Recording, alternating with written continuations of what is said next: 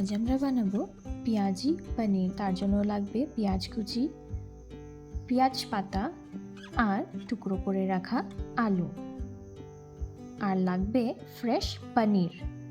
এখানে আমি ঘরে বানানো পনিরই ইউজ করছি। আর নিব দুটো পেঁয়াজ, যেটাকে পেস্ট করে নিতে হবে। এবার কড়াইতে দিতে হবে সর্ষের তেল, তারপর দিয়ে দিচ্ছি আমরা গোটা দারচিনি, তারপর দিয়ে দিব টুকরো করে রাখা আলুগুলোকে। আলুটা সামান্য ভেজে নিতে হবে। তারপর এটার মধ্যে দিয়ে দিচ্ছি কেনা জিঞ্জার গার্লিক পেস্ট, মোটামুটি 1 চামচ মতো।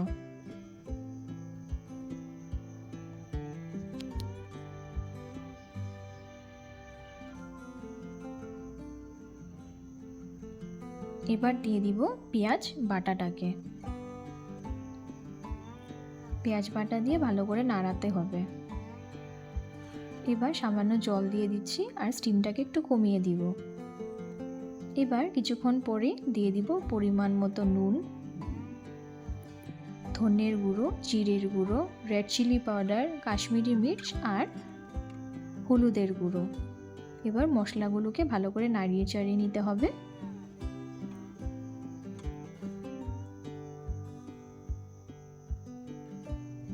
এবার এটার মধ্যে দিচ্ছি 1 চামচ মতো টমেটো কেচাপ। এবার দিয়ে দিব পেঁয়াজ পাতাগুলোকে আর দিয়ে দিব পেঁয়াজ কুচি। পেঁয়াজ কুচিটা একটু বড় করেই কাটতে হবে। তারপর ভালো করে নাড়াচাড়া করে এটাকে কিছুক্ষণ কষিয়ে নিতে হবে।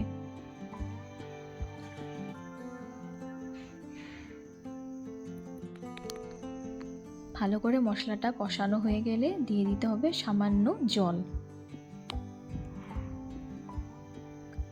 জলটা আমি দিচ্ছি যাতে আলুগুলো একটু সেদ্ধ হয়ে যায়। আপনারা একটু টাইম ঢেকে রাখবেন।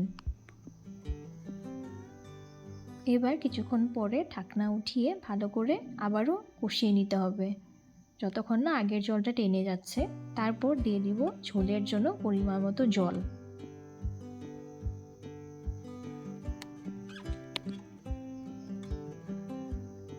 আর দিয়ে দিচ্ছি পনিরগুলোকে।